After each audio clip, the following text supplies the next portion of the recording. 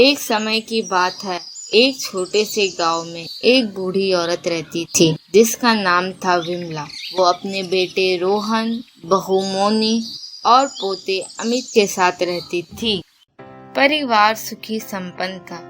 किसी चीज की कमी नहीं थी और ना ही किसी तरह की कोई परेशानी थी। रोहन शहर में एक इंटरनेशनल कंपनी में जॉब करता था और मोनी घर का काम करती थी।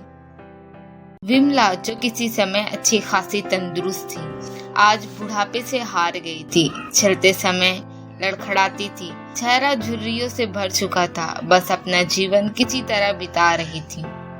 मोनी विमला से बहुत बदतमीजी करती थी। इसने रोहन पर भी प्रभाव डाला। तुम्हारी माँ हर समय सोती ही रहती है, मुझसे वो और बर्दाश्त नहीं होती। माँ, आप इस बात का ध्यान रखिए और आप छोटा मोटा काम तो कर ही सकती हैं।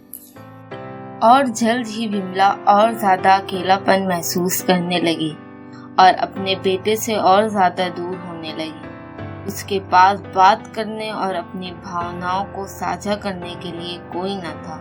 घर में एक चीज अच्छी थी कि शाम को खाना खाते समय पूरा परिवार एक साथ टेबल पर बैठ के खाना खाता था। रोहन, तुम्हें मेरी बिल्कुल फिक्र नहीं है, तुम्हें तो बस अपनी माँ की फिक्र है। ऐसा बिल्कुल नहीं है मोनी। तो तुम अपनी माँ को किसी वृद्ध आश्रम में क्यों नहीं भेज देते? हम ऐसा नहीं कर सकते मोनी, ये उन्हीं का घर है और साथ ही हमें किसी की जरूरत है जो अमित की देखभाल करे। मोनी ने सोचा कि रोहन सही कह रहा है, वो घर के काम और अमित की देखभाल नहीं कर सकती। तुमने सही कहा, पर ये हमेशा के लिए नहीं चलेगा। मैं चाहती हूँ वो घर से जल्द चली जाए। हाँ मोनी, तुम क्यों परेशान हो रही हो? एक दिन ऐसी ही शाम को जब सारे लोग खाना खाने बैठे, रोहन ऑफिस से आया था। भूख ज्यादा थी, सो जल्दी से खाना खाने बैठ गया और साथ में मोनी और अमित भी खाने लगे। बूढ़े हाथ जैसे ही थाली उठाने को हुए, थाली हाथ से छटक गई और थोड़ी दाल टेबल पर गिर गई। मोनी और रोहन ने घृणा दृष्टि से देखा और फिर से खाना खाने लगे। बूढ़ी विमला ने जैसे ही अपने हिलते हाथ से खाना खाना शुरू किया तो खाना कभी कपड़ों पे गिरता, कभी जमीन पर। मोनी ने चिढ़ते हुए कहा, हाय राम, कितनी गंदगी से खाती हैं, मन करता है इनकी थाली किसी अलग कोने में लगवा देते हैं।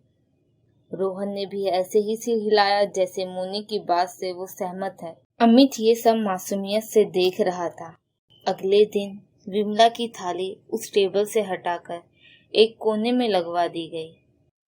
माँ की डबडबी आंखें सब कुछ देखते हुए भी कुछ बोल नहीं पा रही थी।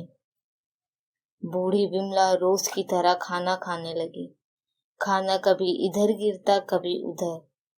अमित अपना खाना छोड़कर लगातार अपनी दादी की तरफ ही देखे जा रहा था। मोनी ने पूछा, क्या हुआ बेटा, तुम दादी की तरफ क्यों देख रहे हो और खाना क्यों नहीं खा रहे हो? अमित बड़ी मासूमियत से बोला, माँ, मैं सीख रहा हूँ कि बड़ों के साथ कैसा व्यवहार करना चाहिए। जब मैं बड़ा हो जाऊंगा और आप लोग बूढ़े हो जाओगे, तो मैं भी आपको इसी तरह कोने में खाना खिलाया करूँगा।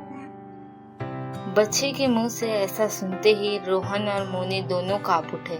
शायद अमित की बात उनके मन में बैठ गई थी, क्योंकि अमित ने मासूमियत के साथ बहुत बड़ा सबक रोहन और मोनी को दिया था।